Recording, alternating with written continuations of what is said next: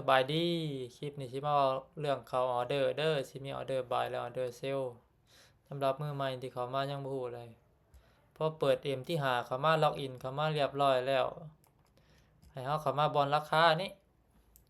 แล้วมาค้นหาคำว่า Go ก็คือตัวนี้พิมพ์ GOLD แล้วก็ไม้ติ๊กเอาหลังจากไม้ติ๊กเอาแล้วเฮาเข้ามาแล้วสิมาอยู่หลุมสุดของหมวดนี้แล้วเฮาเลื่อนหาแล้วมาคลิกใส่บัตรหนึงแล้วมาเปิดกราฟบัดนี้สำหรับการเข้าเซลล์และเข้าบายเฮาเข้ามาบอนนี้บัดนี้ขวามือเข้ามาแล้วคลิกเข้าบัตรหนึงแล้วมันสิมีจำนวนล็อตขึ้นมาบัดนี้จำนวนล็อตในการเทรดในขั้นต่ำนี่แม่น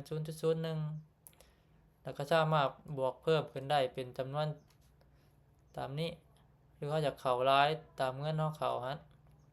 ตัวอย่างเงินเฮา100เหรียญเฮาสิเข้าแม่น 0.01 นี่บ่เกิน2ไม้หรือ3ไม้ตัวอย่างสมมุติเฮาสิเข้าบายบัดนี้ตัวอย่างเข้ามาบายนี่มันสิอยู่ขวามือนี้คำว่าบายตัวอย่างกราฟลงมาฮอด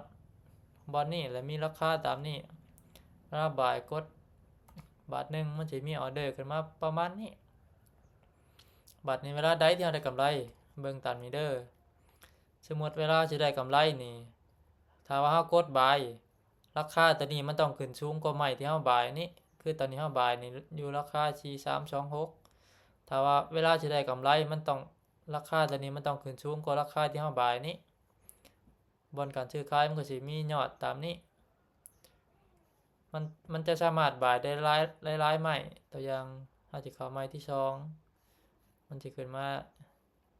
ตามนี้เด้อหรือว่าเฮาอยากเพิ่มจำนวนล็อตขึ้นก็ได้ตัวอย่างเฮาสิเข้าเป็น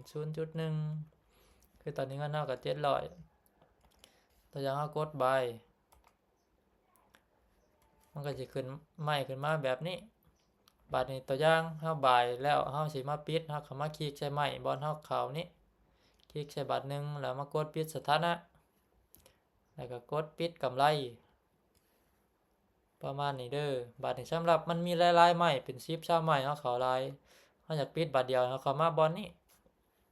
แล้วก็ปิดทั้งหมดนี้แล้วมันจะก็ขึ้นประวัติอยู่นี่บัตรนี้เป็นยอดบวกยอดลบอยู่บอนนี้เด้อบอนกำไรนี้บัตรนี้สำหรับเซลล์ก็คือกันตัวอย่างเฮาอยากเข้า 0.01 เฮาก็มาปรับอยู่นี่เป็นจำนวนล็อตลดลงเอิ้นว่า 0.01 ล็อตเฮาก็กดเซลล์เลยเซลล์นี่สิอยู่ซ้ายมือนี้เข้ามาบอนเก่านี้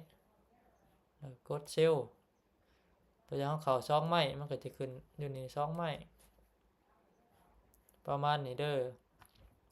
ถ้าว่าเวลาไม้เซลล์สิได้กำไรมันต้องราคาตัวนี้มันต้องลงมาอยู่รุมราคาที่เฮาเข้านี้คือตอนนี้ราคาเฮาเข้านี่4326บัดนี้ไม้เฮาเข้านี่อยู่43ไม้เฮาเข้านี่อยู่4326ราคาตอนนี้มันยังยับขึ้นเวลาสิได้กำไรมันต้องยับลงมารุมนี้คือตัวอย่างปิดไม้บัดนี้เฮาก็ปิดแบบเดียวกันตัวอย่างเฮาจะคลิกนี้แล้วปิดสถานะทั้งหมดสมมุติว่ามันมีหลายไม้ถ้ามีไม้เดียวก็กดใส่นี้แล้วก็กดปิดสถานะแบบนี้โอเคคลิปนี้ก็สิมีเพียงเท่านี้เด้อขอขอบใจ